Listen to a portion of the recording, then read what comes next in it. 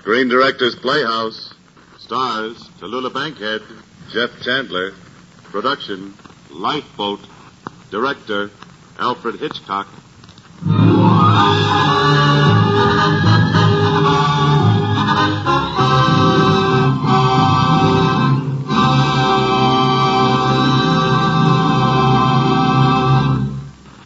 May I now introduce tonight's guest director, the creator of such remarkable films as Shadow of a Doubt, Spellbound, Rebecca, and, of course, Lifeboat, Mr. Alfred Hitchcock.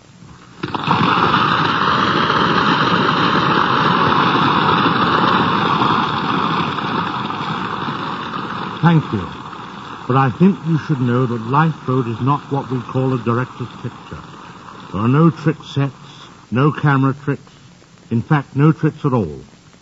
When the director approaches such a picture, he offers up a little prayer and delivers himself wholly into the hands of his actors.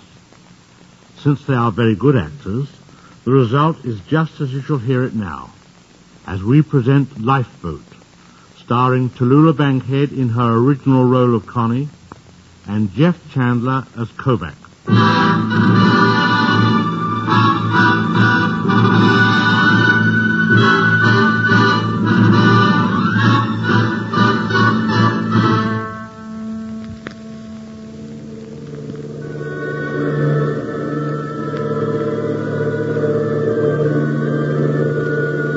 July 8th, 1943. I'm somewhere in the middle of the Atlantic, alone in a lifeboat. This is Constance Porter, Connie to my friends. Friends in New York, London, Paris, Rome, Berlin, Vienna, Prague, Warsaw, Chongqing, and points east, north, west, and south. At the moment, I'm seated at my typewriter reporting as a syndicated foreign correspondent the demise of the freighter, the SS Argo, torpedoed only a few moments ago by a Nazi submarine, and of which I am a late passenger. Naturally, I mean the SS Argo. Already the swirling water is filled with all sorts of debris, flotsam and jetsam, such as one would expect from this sort of predicament. And in the foreground, even in this dense fog, outlined against the murky sky, is an unforgettable panorama of a huge smokestack disappearing below the water surface. And as it draws its last breath from its round belly, clanging shrilly, are the bells defiantly protesting a watery grave. This is war, my friends. War.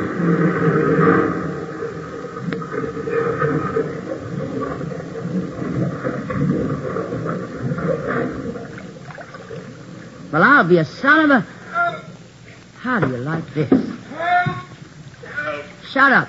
Can't you see I've got a run in my stocking? Hand me up. I'm all in. Hold it, darling. Where did I get my camera? What a shot. Only take a second. There. Now I'm at liberty to haul you in. Up you go. Oh, thanks. Oil all over you. Now it's all my clothes. I'm sorry. I couldn't find a towel in the water. Here. Yeah, you got a cigarette? Here you are, a light. Cigarette case and a lighter. You're introducing a new style for lifeboats, aren't you? They don't get you with all this luggage about, and you get up, you certainly don't look like somebody who's just been shipwrecked. Man, I certainly feel like it. Look at this diamond bracelet. Clasp busted. There's a run in my stockings. And one of my fingernails is broken. I've never been so buffeted about in my life. Say, I wonder what became of Joe. Joe? Who's Joe? My steward, the colored man who helped me into this boat. This is a number 3 boat. It's not in good shape. The U-boat got a shot at it. I didn't stop to examine it. Shell holes. It looked mighty good to me hanging on the thing. Joe said it would float. And that was good enough for me. How did he ever get it launched? I don't know. I was busy taking pictures. But he did, and he got me into it and my typewriter and things. And safely away from the undertow when the ship went down. Then there was a cry from the fog, somebody calling for help, and over he went. You haven't seen anything of him, have you? No. What part of the ship are you from, darling? Engine room. Name's Kovac. When I got topside, it was a shambles. Terrific, wasn't it? Reminded me of an air raid that once hit me in Chongqing. It reminded me of a slaughterhouse I once worked in Chicago. Those Nazi bastards. A tin fish ain't enough. They got to shell us, too. Better look around for some of the others before the U-boat surfaces again and sees us. She won't surface. One of our shells got her. You sure? She was killed dead, darling. Did you see it? I not only saw it, I photographed it. Oh. Well, Constance Porter, I heard you were aboard, so you took pictures, huh? Nothing else but... Oh, I caught some wonderful shots on deck. a little bunch of people running around on their lifeboats. They look kind of slow and fat and heavy with their life belts on. And, oh, terribly lonesome, darling. And then a shell hit the lifeboat and they all jumped overboard. I got a beautiful shot of the freighter going down. And, oh, wait till you see the one of the U-boat crew jumping overboard. And look, there's a lovely touch floating by us now. A baby bottle half full of milk. I'll get my camera. Reach over and put it near so I can get a close-up. Go on. Anything for you. Thanks, chum. A little to the left, huh? Far to the left, I say. Here goes. Why did you break the bottle? Why didn't you wait for the baby to float by and photograph that? Well, I'll be... Now, look here, Get away. Watch out for my camera. Yeah, sure. Where are you? Over here. You purposely knocked my camera out of my hands into the water, you stupid clumsy Where son. are you? Here. Three of them. All right, we're coming. Why did you knock that camera out of my hands? It was absolutely irreplaceable stuff. Priceless and the best film I ever took in my life. And it goes to the bottom of the sea. It's better than going there yourself. I wouldn't have parted with that film for $1 million. I'll never get another chance to get stuff All like right, that. shut up. I'll throw you in that mink coat you're wearing right where you both belong.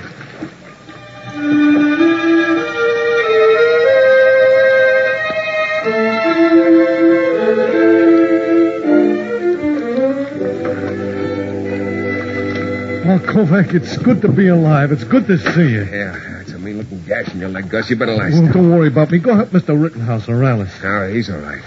And Alice, smart guy, you'll get shipwrecked with a Red Cross nurse. That's using your head. In my leg, it's leaking, huh? Hey, I'm not going to be stuck with a gimpy leg, am I? Oh, not enough to interfere with your jitterbugging. Jive, huh? Yeah, you tell her, Kovacs. He's the champion hoofer of the Merchant Marine, Alice. Yeah, that ain't all. Tell her what I've done in Jersey City. Later. Let's go forward, Kovac. Okay. Once at Roseland, I copped 2 prizes in 1 Now, year. you rest. I'll be right back. Well, I'll be waiting. Oh, that's a pretty right guy. Any other man will be crying mad with pain. Kovac, there's no sulfonilamide in the kid. His wound's full of dirt and oil. What are we going to do? Only God knows. I tell you, Connie, I thought everybody was killed. I never expected to see you alive. I'm practically immortal, darling. I've got 9 lives, and I've only used up 3 or 4. I thought I was done for. We were playing poker in the saloon. Porter, you're the only person aboard with a blanket. I'd like it to cover Gus. Take it. Don't ask. Look, chum, I'll do my own charity work if and when I want to. And right Here's now... the blanket, Alice. Thanks. Well, share and share alike, I always say. That's right. Young man, who are you? Engine crew oil. The name's Kovac. Rittenhouse is my name. Yeah, I'm glad to... Rittenhouse. That's right. C.J. Rittenhouse, the richest man in America. So I have been led to believe. Rit, Yes? in the water. What's that crawling towards us? Looks like we'll soon be having a couple more guests. And don't say there isn't room enough, Miss Porter. I didn't say that. And You're besides... closest to the steering. Let's start rowing. Well, That's a nice little girl. do your own rowing. Go on, row. Mr. Rittenhouse, you give me a hand. Of course. A little more to the left, Miss Porter. I don't need your advice. I rowed boats before you were born. Oh, dear, what am I saying? Enough, Miss Porter. Over here, Mr. Rittenhouse. Okie dokie. Hey, it's Joe. Joe, here, grab my arm. Kovac, Yeah. never mind me. Get a hold of Miss Higgins and the baby. Okay. Here we go, Miss Higgins. My baby. You're all right. Come on. Up you go. Joe, my Stuart, Joe. Hello, Miss Porter. Hello. Won't you please take care of the baby? Miss Higgins, she kept fighting me all the time in the water. She wanted to drown the baby. Put her soft word. What are you waiting for, Miss Porter? Oh, yes, of course, Miss Higgins, if you like. No. My dear, really, it's quite all right. My hands are clean. No, nobody will touch my baby. No, darling, I assure you I'm perfectly capable of handling a child. Although I admit I haven't had too much experience. You see, I never could spare the time. But don't let that worry you. There, you see? You see, it isn't even frightened of me. Not even a peep out of the dill. Give her back to me. Mrs. Higgins, it's all right. Now, you just lie down here. We'll take care of you and your baby. Who are you? My name's Alice, and I'm a nurse. Oh, yes. Thank you. For heaven's sake, she's fainted. I'll take care of her. Yeah, go ahead. Rather depressing. Here, nurse. Better cover her with my coat. That's very generous of you. Forget it. What are you staring at, Kovac? You. Aren't you going to be lonesome without the mink? Don't worry. There's plenty more where this one came from. I have 4 more just like it at home. If you ever get home. Of course I will. Now disappear, huh? You're waking the baby. Better give it to me. Why? The child is very comfortable right where she is. Miss Porter, let me have the baby. I should say not. Miss Porter, the baby's dead. Oh, dear God.